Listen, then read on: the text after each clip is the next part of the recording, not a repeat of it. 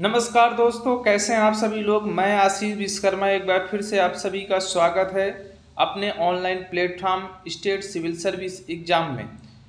हम दोस्तों चर्चा करेंगे आज समसामयिक घटनाओं पर, सितंबर माह करंट अफेयर। चलते हैं आज का फर्स्ट क्वेश्चन। पहला क्वेश्चन है दोस्तों, अगस्त 2022 में केंद्र सरकार ने किसे रक्षा अनुसंधान एवं विकास संगठन DRDO का नया अध्यक्ष नियुक्त किया है।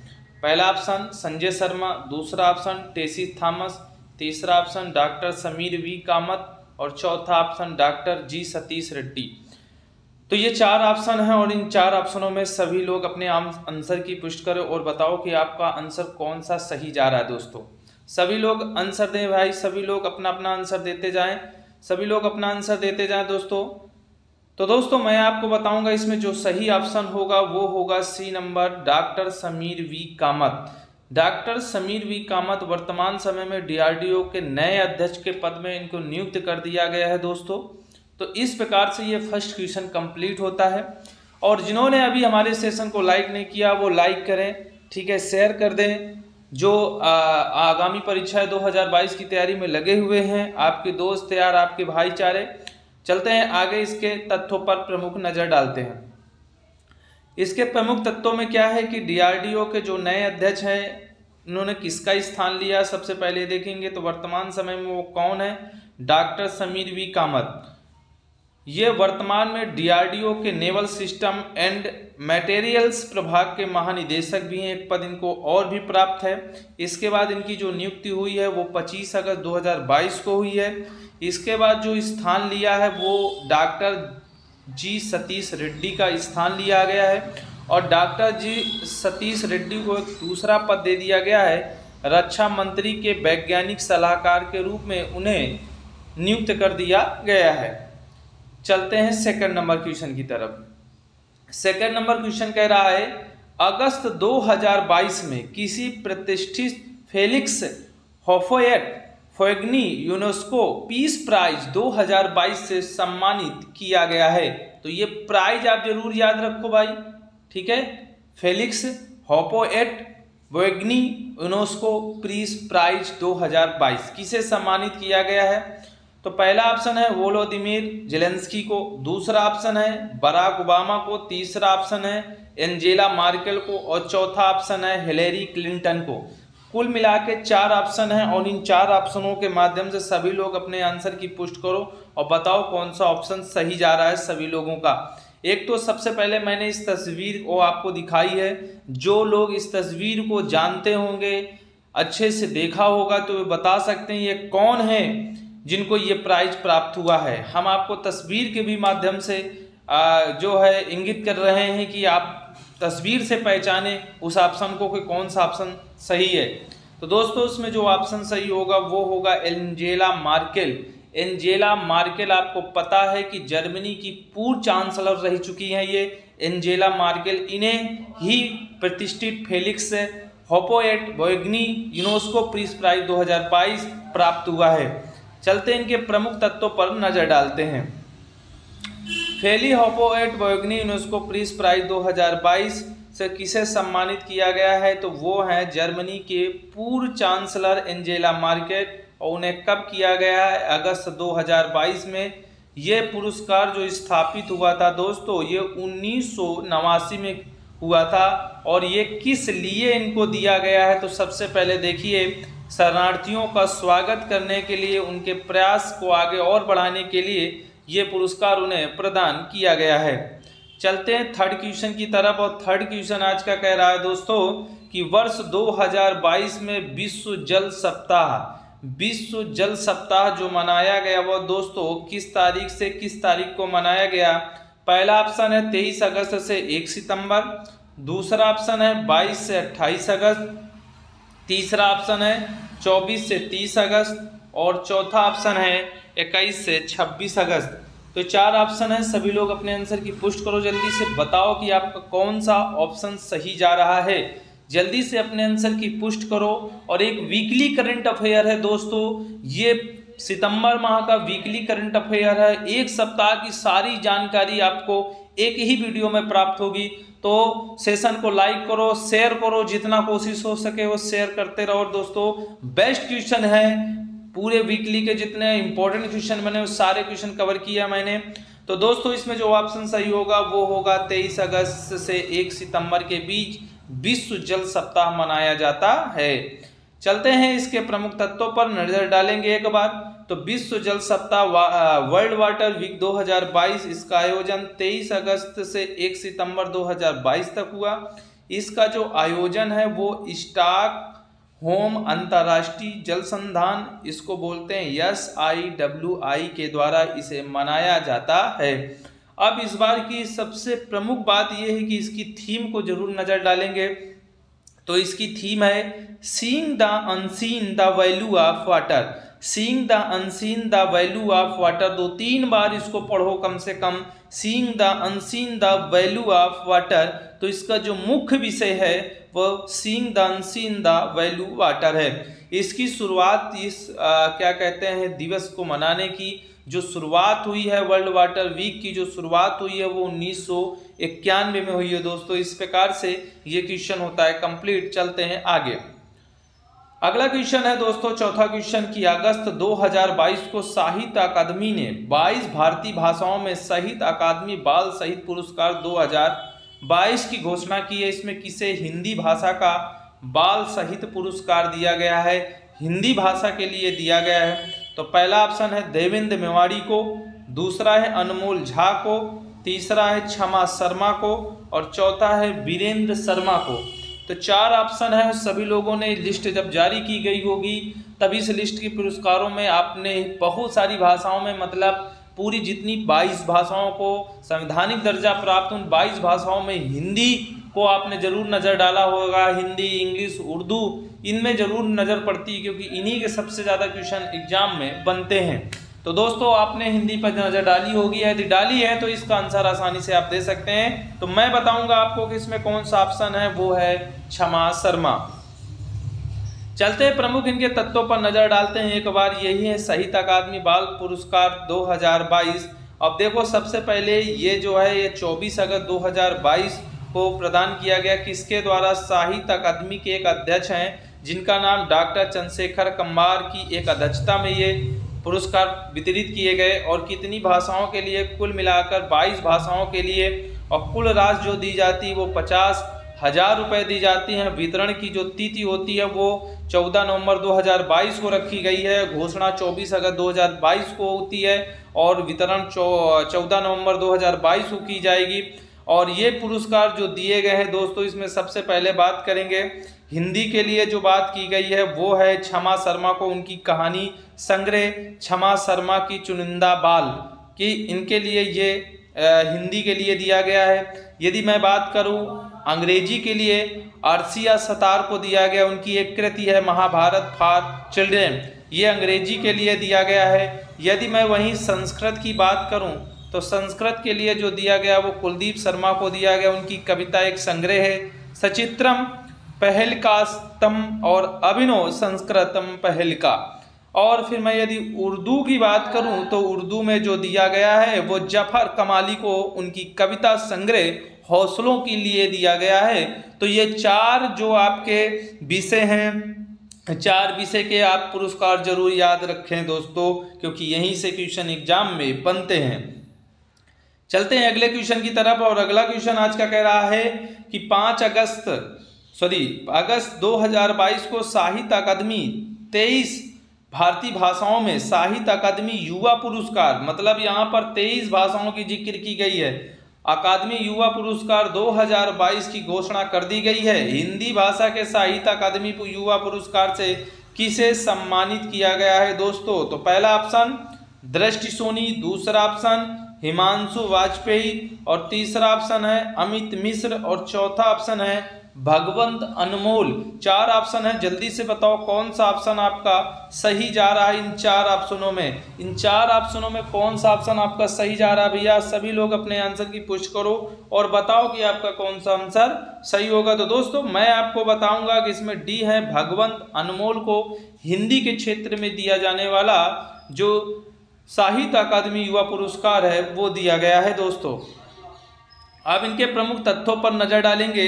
इनके प्रमुख तथ्यों में साहित्य अकादमी पुरस्कार 2022 की घोषणा कर दी गई है और ये कब की गई है, 24 अगस्त 2022 को। और किसके द्वारा ये दिया है, ये भी दिया जाएगा साहित्य अकादमी के अध्यक्ष डॉक्टर चंद्रशेखर कमार की अध्यक्षता में। और कितने भाषाओं में दिया जाएगा, तो ये कुल मिलाकर 23 भाषाओं में दिया जाएगा। और इस पुरस्कार की जो राशि होगी वो 50,000 रुपये होगी। यदि मैं बात करूं वहीं सब्जेक्ट में जो दिए गए पुरस्कार इस प्रकार हैं, जैसे हिंदी में दिया गया है भगवंत अनमोल को उनके उपन्यास प्रेम के लिए, ठीक है। अब मैं बात करूं अंग्रेजी में, तो अंग्रेजी में जो प्राप्त करता है वो मिहिर वत्स को उनकी यात्रा Vedant tales of Hazaribagh an intimated exploration of Chota Nagpur प्लेटू के रूप में दिया गया। यदि मैं वहीं संस्कृत की बात करूं तो श्रुति कानेतकर को उनके कविता संग्रह श्रीमती चरित्रम में दिया गया है। यदि मैं वही उर्दू की बात करूं तो उर्दू में जो है दोस्तों मकसूद क्या है, मकसूद आफाक को उनकी कविता संग्रह गिरयाह में दिया गया है। तो इस प्रकार से ये क्वेश्चन कंप्लीट होता है। चलते हैं आगे 6 नंबर क्वेश्चन पर चलेंगे दोस्तों। और 6 नंबर क्वेश्चन कह रहा है कि सितंबर 2022 में किसे अखिल भारतीय फुटबॉल महासंघ AIFFF का नया अध्यक्ष नियुक्त कर दिया गया है दोस्तों। तो वो कौन है?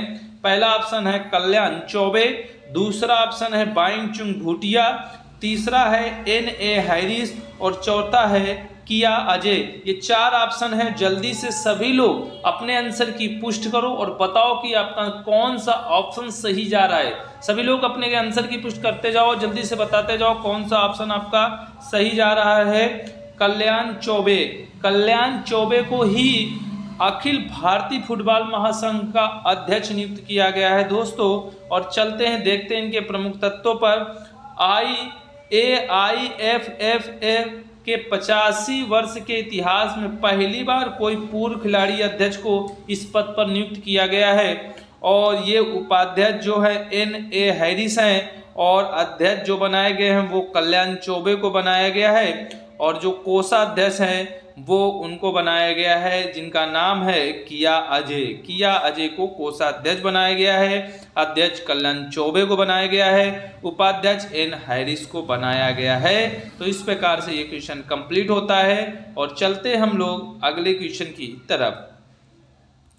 आज का 7वां क्वेश्चन क्या कह रहा है दोस्तों कि वर्ष 2022 में राष्ट्रीय पोषण सप्ताह मनाया जा रहा है। राष्ट्रीय पोषण सप्ताह मनाया जा रहा है, नेशनल न्यूट्रिशन वीक मनाया जा रहा है दोस्तों। इसमें कौन सी डेट को मनाया जाएगा, कितने से कितने तारीख को? तो पहला ऑप्शन है 1 से 7 सितंबर को, दूसरा ऑप्शन है 30 अगस्त से 5 सितंबर को, तीसरा ऑप्शन है 2 से 8 सितंबर को और चौथा है 31 अगस्त से 6 दिसंबर को।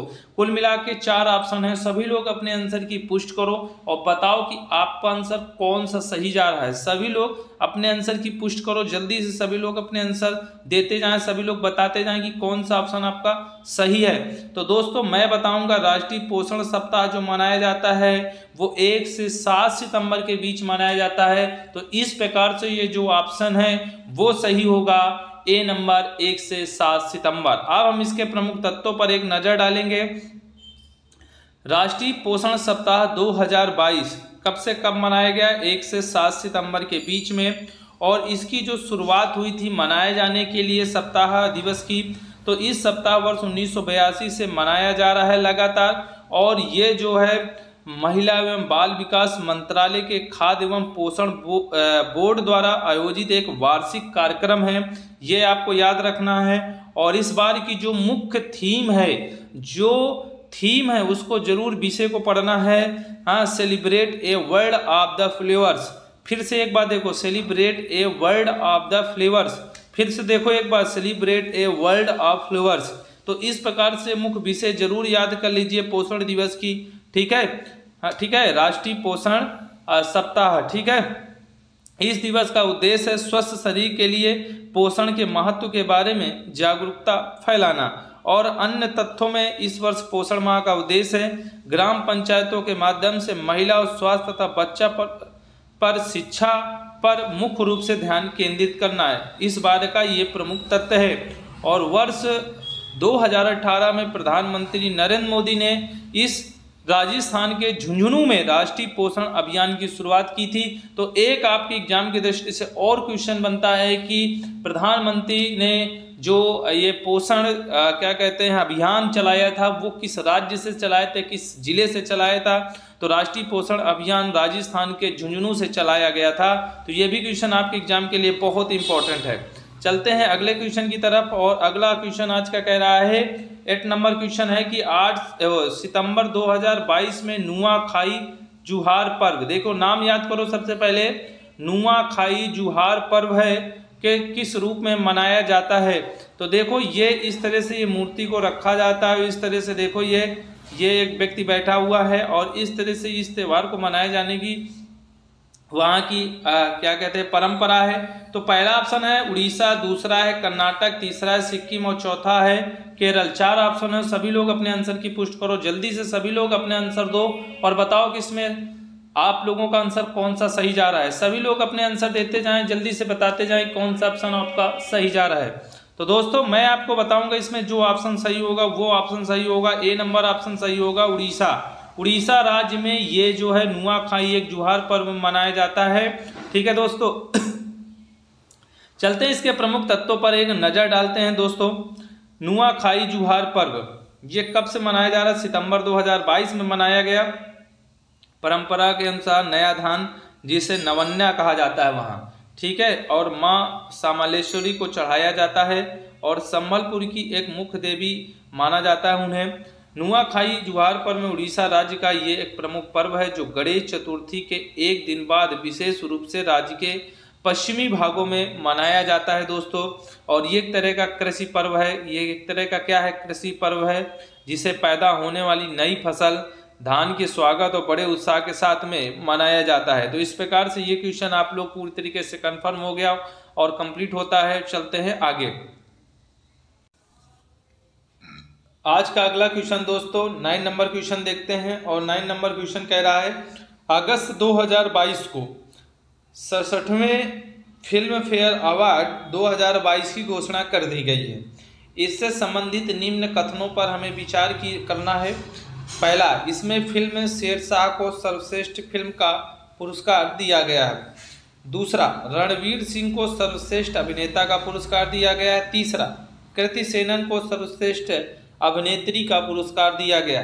तो सभी लोग 67वें फिल्म फेयर अवार्ड भी जारी किया गया हो तो सभी लोगों को फिल्म फेयर अवार्ड जरूर पढ़ा होगा, पेपर में आया होगा, न्यूज में आया होगा और बहुत सारे कंटेंट से आप लोगों ने पढ़ा होगा। तो आपको आप सही आंसर देना, यदि पढ़ा है तो आपको आंसर मिल जाएगा। दोस्तों चलते हैं हम ऑप्शन की तरफ और देखिए कौन उपयुक्त कथनों में कौन सा कथन सही है। पहला ऑप्शन है केवल फर्स्ट और थर्ड, दूसरा ऑप्शन है केवल सेकंड और थर्ड, तीसरा है केवल फर्स्ट और थर्ड और चौथा उपयुक्त सभी। ये आपके 3 कथन के माध्यम से ये आपको बताना है कि इसमें कौन सा ऑप्शन सही होगा। सभी लोग अपने आंसर की पुष्टि करो जल्दी से, सभी लोग बताओ कि इसमें कौन सा ऑप्शन सही जा रहा है। सभी लोगों का, सभी लोग अपने आंसर की पुष्टि करो और बताओ कौन सा ऑप्शन। तो दोस्तों मैं आपको बताऊंगा इसमें कौन सा ऑप्शन सही जा रहा है। इसमें मैं बताऊंगा आपको कौन सा ऑप्शन सही जा रहा है। तो इसमें ऑप्शन सही जाएगा डी, उपयुक्त सभी। देखो सर्वश्रेष्ठ फिल्म को शेरशाह को मिला है। सर्वश्रेष्ठ जो अभिनेता हैं वो कौन है दोस्तों? तो अभी हमने आपको बताया कि वो है रणवीर सिंह और जो अभिनेत्री हैं वो हैं आपकी कृति मेनन। क्या है दोस्तों? कृति मेनन, ठीक है, क्या है? कृति मेनन। तो इस प्रकार से ये सारे आंसर आपके ये कंप्लीट होते हैं, कथन सारे सही हैं, इसलिए उपयुक्त डी ऑप्शन सही होगा। चलते हैं आगे, इनके प्रमुख तत्वों पर एक नज़र डालेंगे। देखो सर्वश्रेष्ठ जो फिल्म है वो आपके जो है वो शेरशाह है, तो आपको पता है, ठीक है। और वही अगर क्रिटिक्स फिल्म की बात करें तो सरदार ऊधम है और निर्देशक जो हैं हमारे वो सुजीत सिरकार हैं, ठीक है, क्लियर हो गया। इसके बाद यदि मैं अभिनेता की बात करूं तो रणवीर सिंह है और उन्हें जो पुरस्कार मिला है फिल्म 83 के लिए। वही मैं बात करूं अभिनेत्री की तो उनका नाम है कृति सेनन और उनको मिला है फिल्म मिमी के लिए। वही अभिनेता क्रिटिक्स की बात करूँ तो उनको विक्की कौशल को मिला है, उनकी फिल्म है एक सरदार उधम को। वही मैं अभिनेत्री की बात करूँ, ठीक है, तो विद्या बालन है जो फिल्म उनकी सैलरी को लिए मिला है। वही मैं बात करूँ BPSC 67 जो होने जा रहा है उनकी मैं बात करूँ, विद्यार्थी और आने वाले बहुत सारे एग्जाम होंगे उनमें क्वेश्चन भी बिहार से संबंधित जो नौकरियां हैं उनमें ये क्वेश्चन पूछा जा सकता है। सहायक अभिनेता का जो पुरस्कार वो किसे मिला, ये बिहार से पंकज त्रिपाठी और ये फिल्म है मिमी के लिए दिया गया है। मैं वहीं यदि निर्देशक सर्वश्रेष्ठ निर्देशक की बात करूं तो निर्देशक में विष्णुवर्धन को मिला है, उनकी फिल्म जो है शेरशाह के लिए। वही मैं सहायक अभिनेत्री की बात करूं यदि तो वो हैं साई तमहनकर, फिल्म मिमी के लिए दिया गया है। तो इस प्रकार से 67 फिल्म फेयर अवार्ड की जो चर्चा थी वो कंप्लीट होती है। बात करेंगे अगले क्वेश्चन 10वें क्वेश्चन की तरफ, और 10वां क्वेश्चन आज का कह रहा है कि अगस्त 2022 को कौन सा खिलाड़ी प्रतिष्ठित लुसाने डायमंड लीग को जीतने वाला पहला भारतीय बन गया है। पहला ऑप्शन नीरज चोपड़ा, दूसरा है विकास गौड़ा, तीसरा है मनदीप सिंह और चौथा ऑप्शन है विकास यादव। 4 ऑप्शन है, सभी लोग अपने आंसर की पुष्टि करो और बताओ कि आपका आंसर कौन सा सही जा रहा है। सभी लोग अपने आंसर की पुष्टि करो, जल्दी से सभी लोग अपना आंसर दो मेरे दोस्तों, सभी लोग अपने आंसर की पुष्टि करो, बताओ कौन सा ऑप्शन सही जा रहा है। तो इसमें जो ऑप्शन सही जाएगा वो है नीरज चोपड़ा। नीरज चोपड़ा को ही मिला है लुसाने डायमंड लीग, और ये लुसाने डायमंड लीग को जीतने वाला पहला भारतीय बन गया है नीरज चोपड़ा। नीरज चोपड़ा दोस्तों, तो इस प्रकार जो ऑप्शन सही होगा वो ए सही होगा। चलते हैं इसके प्रमुख तत्वों पर नजर डालते हैं। ये है दोस्त हमारे नीरज चोपड़ा जो भाला फेंकते हुए दिख रहे हैं, और भाला फेंक स्पर्धा का परिणाम नीरज चोपड़ा ने 89.08 मीटर थ्रो किया, उन्होंने ये भारत से हैं। और रजत पदक के रूप में जिन्हें ये पद मिला है वो जाकूब वाडलेज हैं जो चेक गणराज्य से संबंधित हैं। वहीं यदि हम कांस्य पदक की बात करें तो वो कार्टिस थॉमसन हैं जो USA से संबंधित है। मैं यदि नीरज चोपड़ा की वर्तमान उपलब्धियों के बारे में अगर बात करूं तो विश्व एथलेटिक चैंपियनशिप 2022 हुआ जिसमें उन्होंने रजत पदक विजेता बने। और वहीं मैं यदि टोक्यो ओलंपिक 2020 के स्वर्ण पदक की बात करूं तो उनको टोक्यो ओलंपिक 2020 में भाला फेंक में उन्हें भारत के लिए एकमात्र स्वर्ण पदक दिलाने वाले भारतीय बने थे, वो थे नीरज चोपड़ा। और ये पूरे इंडिया में बहुत फेमस हुए दोस्तों स्वर्ण विजेता पदक के रूप में। ठीक है, आगे बात करेंगे हम लोग। अगला क्वेश्चन है आज का 11 नंबर क्वेश्चन। अगस्त 2022 को राष्ट्रीय खेल दिवस के अवसर पर किस राज्य में 18 से 14 वर्ष की आयु के उभरते खिलाड़ियों को प्रतिमाह खेल छात्रवृत्ति प्रदान किए करने हेतु मुख्यमंत्री उदीयमान खिलाड़ी उन्नयन योजना की शुरुआत की है। इस आप योजना को जरूर याद करो कि उदीयमान खिलाड़ी उन्नयन योजना किस राज्य ने शुरू किया है। तो पहला ऑप्शन झारखंड, दूसरा ऑप्शन उत्तराखंड, तीसरा ऑप्शन छत्तीसगढ़ और चौथा ऑप्शन उड़ीसा। कुल मिला के 4 ऑप्शन है, सभी लोग अपने आंसर की पुष्टि करो और बताओ कि इसमें कौन सा ऑप्शन सही जा रहा है। सभी लोग अपने आंसर की पुष्टि करो, जल्दी से सभी लोग अपना आंसर दो, बताओ कौन सा ऑप्शन सही जा रहा है। ठीक है, तो दोस्तों मैं आपको बताऊंगा इसमें जो ऑप्शन सही होगा वो होगा उत्तराखंड। उत्तराखंड, ठीक है। अभी हाल ही में वर्तमान में मुख्यमंत्री वहां पुष्कर सिंह धामी हैं, उन्होंने ही इस योजना का शिलान्यास किया है, उदीयमान खिलाड़ी उन्नयन योजना। ठीक है दोस्तों, चलते हैं इसके प्रमुख तत्वों पर नजर डालते हैं। अब बात करते हैं जो शुभारंभ किया है उसने 29 अगस्त 2022 को किया है। ठीक है, और ये योजना का नाम आप फिर से एक बार देखिए, मुख्यमंत्री उदीयमान खिलाड़ी उन्नयन योजना। और शुभारंभकर्ता जिन्होंने शुरू किया है वो मुख्यमंत्री पुष्कर सिंह धामी हैं। और इसमें जो पात्र होंगे लोग वो 18 से 14 वर्ष की आयु के उभरते खिलाड़ी को उनकी छात्रवृत्ति के द्वारा उनको दिया जाएगा और उन्हें खेल में आगे प्रोत्साहित किया जाएगा। और वो छात्रवृत्ति में 2900 उभरते खिलाड़ियों को, जिनमें 1950 बालक होंगे और 1950 बालिकाएं सम्मिलित की गई है। और प्रतिमाह खेल छात्रवृत्ति दी जाएगी, 1500 रुपये प्रदान की जाएगी प्रत्येक बच्चे को 18 से जो आपका 14 वर्ष की आयु का है उसे उभरते हुए खिलाड़ी के तौर पर एक छात्रवृत्ति दी जाएगी। प्रतिमाह जो छात्रवृत्ति की राशि होगी वो 1500 रुपये होगी। शुभारंभकर्ता मुख्यमंत्री पुष्कर सिंह धामी होंगे और प्रतिवर्ष जो छात्रवृत्ति है वो कुल 2900 उभरते खिलाड़ी को 1950 बालक होंगे, जिसमें 1950 बालिकाएं होंगी।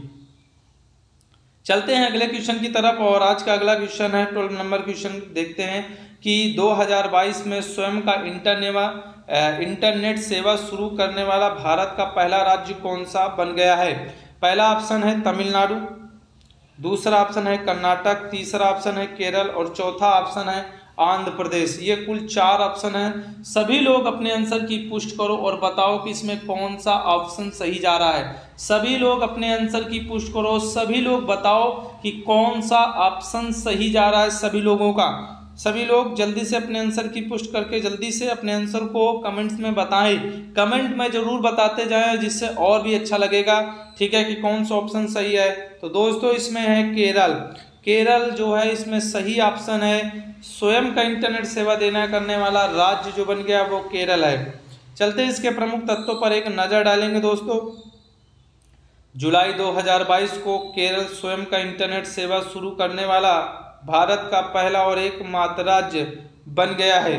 केरल के मुख्यमंत्री जिनका नाम है श्री पिनाराई विजयन ने घोषणा की है कि दूरसंचार विभाग भारत सरकार द्वारा इन सभी को इंटरनेट सुविधा प्रदान करने के लिए Kerala fibre optical network KFON limited को इंटरनेट सेवा प्रदाता का लाइसेंस मिल गया है। ठीक है, तो इस प्रकार से ये इसका नाम है जिसको ये दिया गया है। ये काम करने के KFON का उद्देश्य क्या है? सभी सेवा प्रदाताओं को उनके संपर्क अंतराल को कम करने हेतु कॉल नेटवर्क और संरचना या एक सूचना राजमार्ग बनाना है। आर्थिक रूप से कौन लाभान्वित होंगे? लोग आर्थिक रूप से पिछड़े परिवारों को मुफ्त इंटरनेट प्रदान करने हेतु इंटरनेट सेवा प्रदाताओं को इत्यादि के साथ साझेदारी करने का मौका मिलेगा। चलते हैं आज के अगले क्वेश्चन की तरफ और आज का अगला क्वेश्चन है 13 नंबर क्वेश्चन। 36वें राष्ट्रीय खेल शुभांकर का क्या नाम रखा गया है? क्या है शुभांकर इस बार का 36वां राष्ट्रीय खेल का? तो पहला ऑप्शन है क्लाउडेड तेंदुआ, दूसरा है सावज, तीसरा है गिर वन और चौथा है ग्रेटर फ्लेमिंगो। तो 4 ऑप्शन है। सभी लोग 4 ऑप्शनों की पुष्टि करके बताओ कि इसमें कौन सा ऑप्शन सही होगा। सभी लोग अपने आंसर की पुष्टि करो और बताओ कि इसमें कौन सा ऑप्शन सही होगा। दोस्तों सभी लोग अपने आंसर की पुष्टि कर चुके होंगे और मैं बताऊंगा कि कौन सा ऑप्शन सही होगा। इसमें बी सावज। सावज का अर्थ होता है गुजराती भाषा के रूप में है। सावज जो है एक शेर की तरह दिखता हुआ एक चिन्हित किया गया है, इंटीग्रेट किया गया है। देखो इसके प्रमुख तत्वों पर नजर डालेंगे दोस्तों। देखो 36वें राष्ट्रीय खेल शुभंकर का अनावरण किया गया है और ये अनावरण की जो तिथि है वो 4 सितंबर 2022 को होगी और अनावरण जो स्थल है जहां पर ये होगा वो अहमदाबाद में स्थित इके एरियन ट्रांस स्टेडियम में होगा और अनावरणकर्ता जो हैं वो हैं गृह मंत्री जो हैं आपके अमित शाह और सहकारिता मंत्री अमित शाह। ये दोनों पद इनको प्राप्त हैं, गृह मंत्री का भी और सहकारिता मंत्री का। वर्तमान में सहकारिता मंत्री का पहला पद इन्हें प्राप्त है अमित शाह को। बात करें इनके शुभांकर का नाम जो है वो सावज है गुजराती शब्द में और सावज का जो अर्थ होता है वो होता है शेर।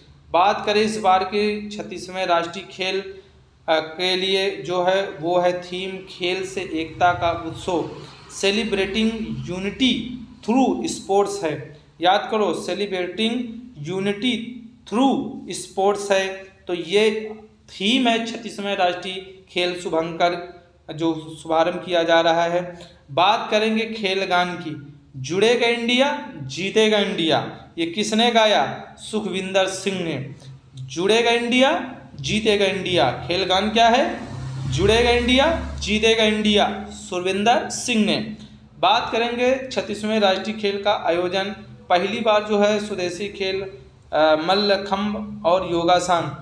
मेजबान राज्य गुजरात है। तिथि 29 सितंबर से 12 अक्टूबर 2022 तक ये तिथि का आयोजन होगा और 6 मेजबान शहर अहमदाबाद, गांधीनगर, सूरत, बड़ोदरा, राजकोट और भावनगर इस प्रकार से हैं। चलते हैं 14 नंबर क्वेश्चन की तरफ। भारत की पहली नाइट स्काई सेंचुरी कौन सी है, स्थापित की जाएगी? पहला ऑप्शन हिमाचल प्रदेश, दूसरा ऑप्शन उत्तराखंड, तीसरा ऑप्शन लद्दाख और चौथा option Jammu and Kashmir. 4 option है, सभी लोग 4 ऑप्शन में बताइए कि आपका आंसर कौन सा सही जा रहा है। सभी लोग अपने आंसर की पुश करो और बताओ कि इसमें आप लोगों का कौन सा आंसर कौन सा ऑप्शन सही जा रहा है। दोस्तों सभी लोग अपने आंसर की पुष्टि करो, बताओ कि कौन सा ऑप्शन सही जा रहा है। तो दोस्तों मैं आपको बताऊंगा इसमें जो ऑप्शन होगा वो ऑप्शन सही होगा लद्दाख। क्या होगा? सी नंबर ऑप्शन सही होगा लद्दाख। भारत की पहली नाइट स्काई सेंचुरी कहाँ स्थापित की जाएगी? लद्दाख में। चलते हैं इसके प्रमुख तथ्य की नजर डालते हैं एक बार। अब देखो मैं बात आपको करूंगा भारत की पहली नाइट स्काई सेंचुरी के बारे में। स्थापित करने का जो निर्णय लिया है वो विज्ञान और प्रौद्योगिकी विभाग भारत सरकार ने इसका निर्णय लिया है। स्थापना कार्य पूरा होगा अगले 3 महीनों में हो जाएगा। स्थापित की जाएगी चांगथांग वंज्यू अभयारण्य के हिस्से के रूप में हनले लद्दाख में। ठीक है, इतना आपको याद रखना है और आपको कुछ नहीं याद रखना है। ठीक है, और ये optical infrared gamma ray telescope के लिए विश्व के सबसे ऊंचे स्थलों में से एक बन जाएगा। चलते हैं 15 नंबर क्वेश्चन की तरफ। आज का 15 नंबर क्वेश्चन कह रहा है HDFC बैंक ने किस राज्य में अपनी पहली महिला शाखा का संचालन प्रारंभ किया है? तो पहला ऑप्शन है केरल ने, दूसरा तमिलनाडु ने, तीसरा कर्नाटक ने, चौथा ऑप्शन है आंध्र प्रदेश ने। कुल मिला के 4 ऑप्शन है। सभी लोग अपने आंसर की पुष्टि करो और बताओ कि कौन सा ऑप्शन आपका सही जा रहा है। सभी लोग अपने आंसर की पुष्टि करते जाओ और बताते जाओ कि कौन सा ऑप्शन सही जा रहा है और बाद में हमें कमेंट के माध्यम से अपना स्कोर जरूर बताना कि आपका कितना बेहतर स्कोर गया है। आपने इन हफ्तों में जितना करंट अफेयर पढ़ा है उन करंट अफेयरों का ये निचोड़ है और इसमें जो आपके टॉपिक बेहतरीन रहे हैं वो सारे मैंने कवर करने की कोशिश की है। और यदि आपने वो पूरे वीक में पेपर कंप्लीट पढ़ा है तो अब सारे आंसर आसानी से दे सकते हैं। तो मैं आपको बताऊंगा इसमें कौन सा ऑप्शन सही होगा। इसमें केरल सही होगा। दोस्तों केरल में ही खोला है HDFC बैंक ने अपना पहली महिला शाखा का संचालन किया है। चलते इसके प्रमुख अगला क्वेश्चन है आज का दोस्तों 16 नंबर क्वेश्चन। और 16 नंबर क्वेश्चन में है अगस्त 2022 में देश की पहली AC डबल डेकर इलेक्ट्रॉनिक बस का शुभारंभ किस शहर में किया गया है? किस शहर में किया गया है? पहला ऑप्शन अहमदाबाद, दूसरा मुंबई, तीसरा पुणे और चौथा बेंगलुरु। कुल मिला के 4 ऑप्शन है। सभी लोग अपने आंसर की पुष्टि करो, जल्दी से सभी लोग अपना आंसर दो और बताओ कि कौन सा ऑप्शन सही जा रहा है सभी लोगों का। तो दोस्तों मैं आपको बताऊंगा इसमें जो ऑप्शन सही होगा वो होगा मुंबई। इसमें मुंबई महाराष्ट्र में जो इलेक्ट्रॉनिक बस का जो AC डबल डेकर है वो इलेक्ट्रॉनिक बस का शुभारंभ इसी शहर में हुआ है। दोस्तों चलते हैं इसके प्रमुख तत्वों पर नजर डालते हैं। ये है आपकी देश की पहली AC डबल डेकर इलेक्ट्रॉनिक बस। इस तरह से इसको डिजाइन सेट किया गया है।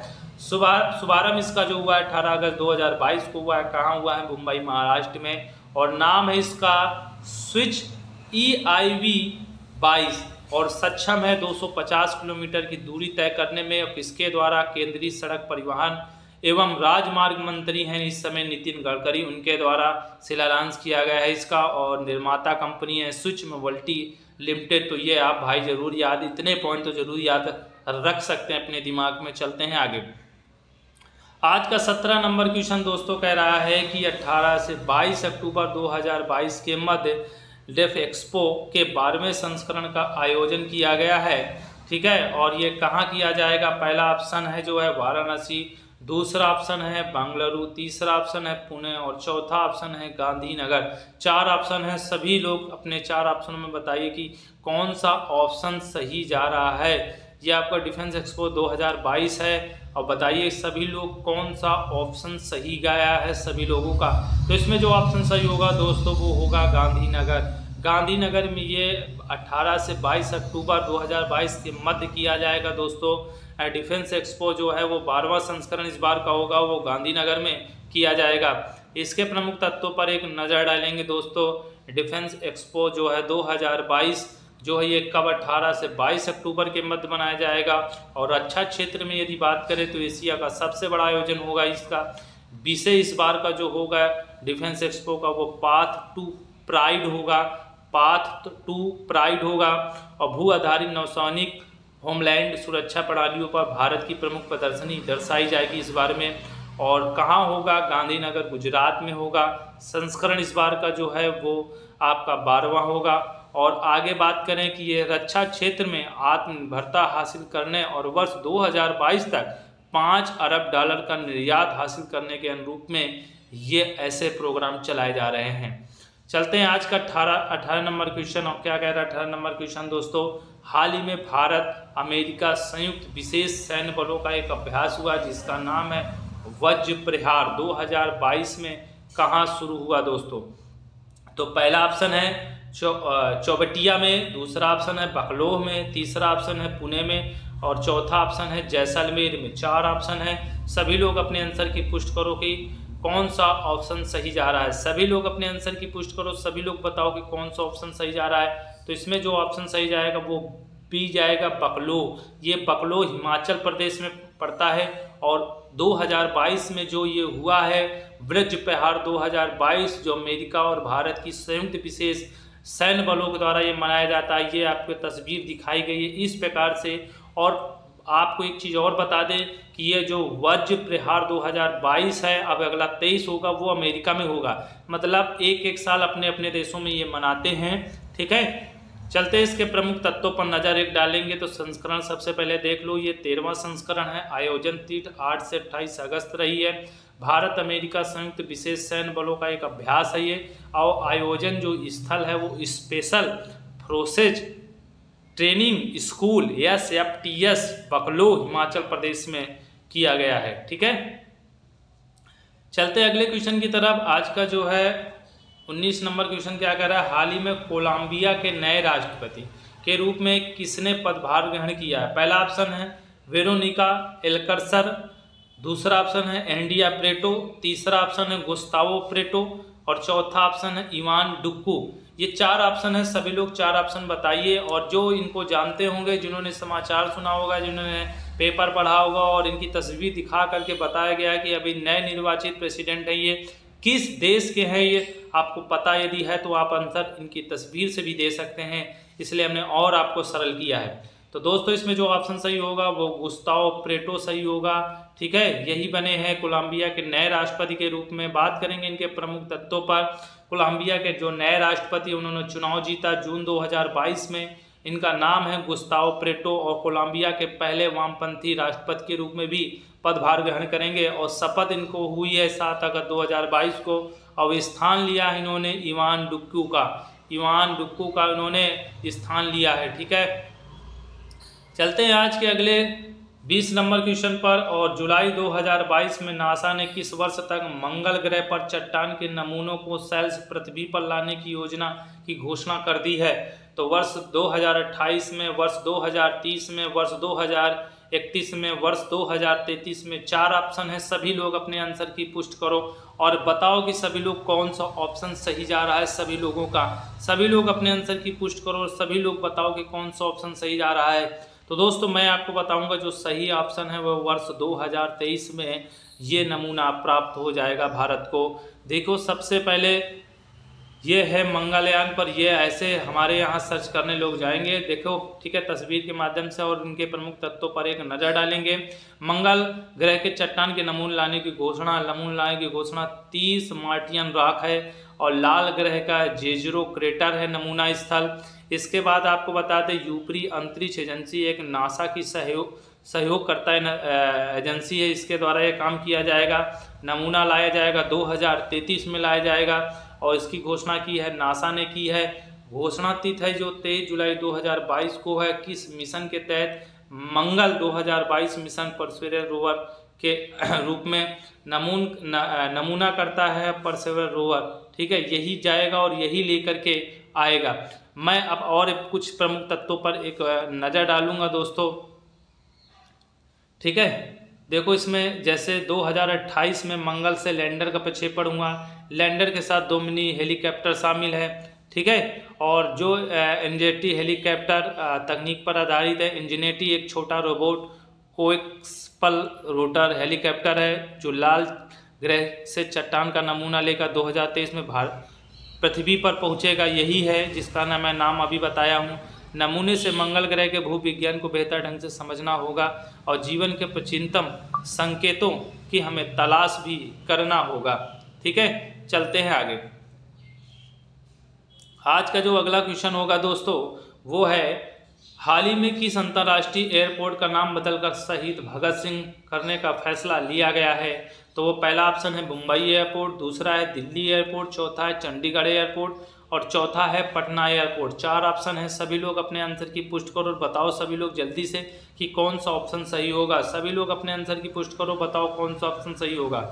ठीक है, तो सभी लोग अपने आंसर की पुष्टि कर चुके होंगे। मैं बताऊंगा चंडीगढ़ एयरपोर्ट का नाम अब बदल जाएगा दोस्तों और उनकी जगह नाम रख जाएगा शहीद भगत सिंह एयरपोर्ट। ठीक है, तो चलते हैं इनके प्रमुख तत्वों पर नज़र डाल देते हैं। यही है चंडीगढ़ एयरपोर्ट दोस्तों, इसी का नाम आप बदल जाएगा और लिख जाएगा शहीद भगत सिंह एयरपोर्ट। ठीक है, अब कब फैसला लिया गया? अगर 2022 में किसकी सहमत से?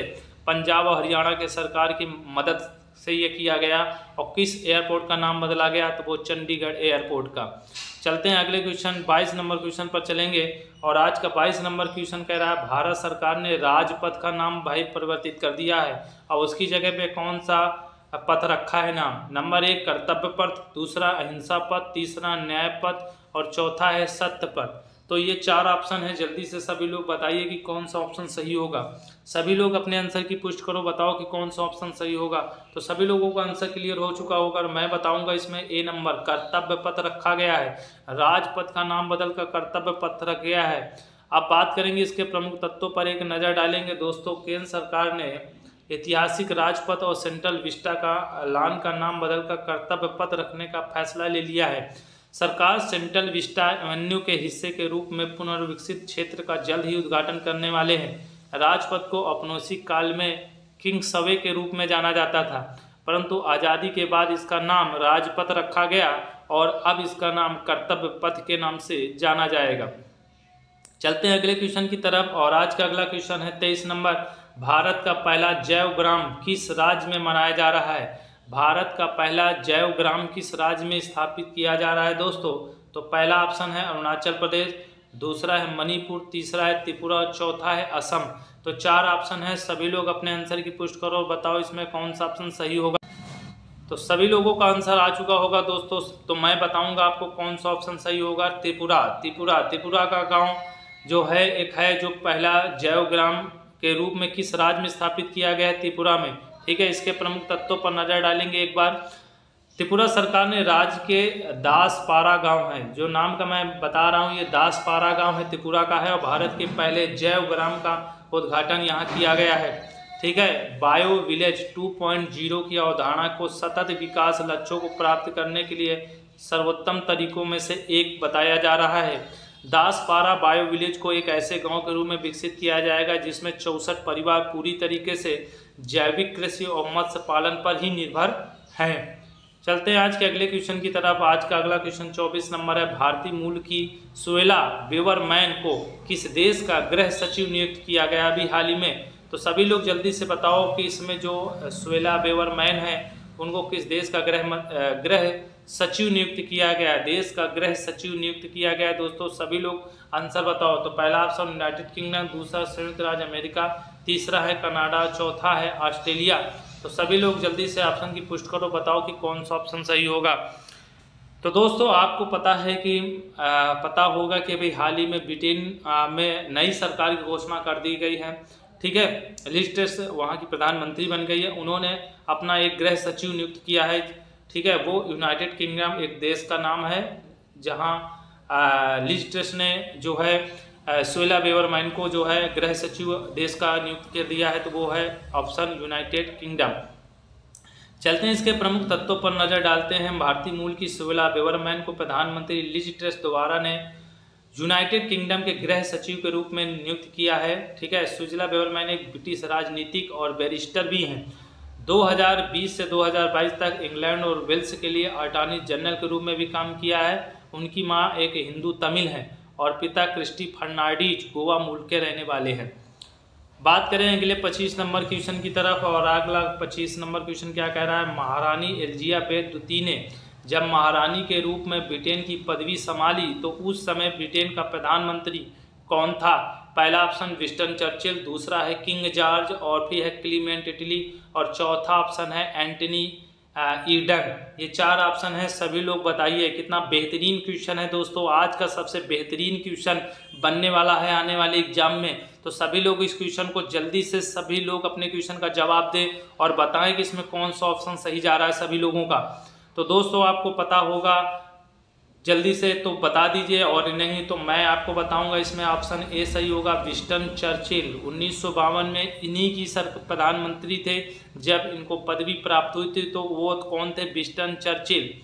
ठीक है, विंस्टन चर्चिल 1952 में अपने पिता जॉर्ज 6 की मृत्यु के बाद जो है महारानी ने गद्दी संभाली और 7 दशकों तक ब्रिटेन की महारानी बनी रही। उन्होंने जब पद संभाला तब विंस्टन चर्चिल देश के प्रधानमंत्री थे।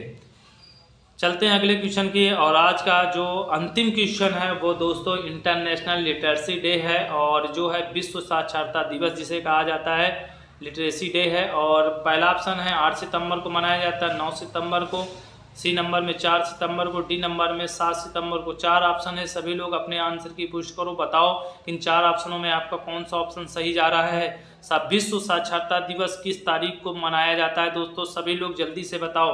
तो विश्व साक्षरता दिवस 8 सितंबर को मनाया जाता है दोस्तों।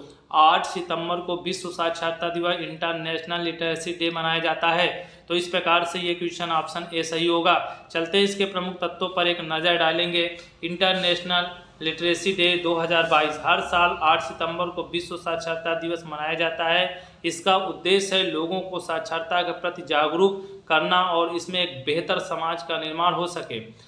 8 सितंबर 1965 का दिन अंतर्राष्ट्रीय विश्व साक्षरता दिवस मनाने का निर्णय लिया गया और 1966 को पहली बार इस दिन को सेलिब्रेट के रूप में मनाया गया। इस साल की यदि मैं साक्षरता दिवस की थीम की बात करूं 2022 की, तो वो क्या है दोस्तों, ट्रांसफार्मिंग लिटरेसी लर्निंग स्पेस है। ट्रांसफार्मिंग लिटरेसी लर्निंग स्पेस है।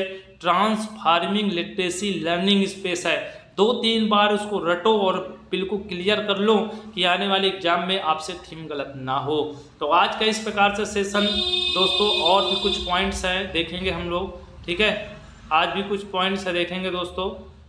कुछ पॉइंट्स अभी हमारे बाकी हैं। जैसे भारत में यदि हम साक्षरता दर की बात करें तो विश्व साक्षरता दर से 84% कम है। यही मैं साल 2011 की जनगणना के रूप में साक्षरता दर की बात करूं तो 74.4% है। वही मैं पुरुष साक्षरता की बात करूं तो 82.37% है। और वही महिलाओं की यदि मैं बात करूं तो उनकी साक्षरता दर 65.79% है। वही मैंने दोनों की साक्षरता आंकड़ों पर काफ़ी अंतर दर्शाया गया है। यदि मैं राज्यों की बात करूं तो साक्षरता दर में राज्य केरल सबसे प्रथम स्थान पर है और सबसे कम साक्षरता बिहार है। और यही मैं उत्तर प्रदेश की पोजीशन की बात करूं तो 5 सबसे कम साक्षरता वाले राज्यों में उत्तर प्रदेश को शामिल किया गया है। तो आज का सेशन ये पूरी तरीके से कंप्लीट होता है दोस्तों, ठीक है। बहुत बेहतर रहा होगा। यदि आपको लगे कि ये सेशन मेरा बहुत बेस्ट है, अच्छा है, आप क्या आगामी परीक्षाओं के लिए आपके लिए बहुत ही इम्पोर्टेंट है, हेल्पफुल हो सकता है, तो सभी लोग कोशिश से करें कि जिन्होंने अभी चैनल को हमारे सब्सक्राइब नहीं किया सब्सक्राइब करें, लाइक करें, शेयर करें सेशन को, ठीक है। और अपने मित्र यार जो तैयारी में लगे हुए हैं दोस्तों उनको जरूर एक बार भेज दें, जिससे उनको भी लाभ हो। आगे हमारे इस क्लासेस के माध्यम से उनको करंट अफेयर का बोझ कम हो जाए आने वाली आगामी परीक्षा 2022 के लिए। तो चलो फिर आज हम लोग यही सेशन को समाप्त करते हैं और फिर मिलते हैं अगले सेशन में। थैंक यू सो मच, धन्यवाद, जय हिंद, जय भारत।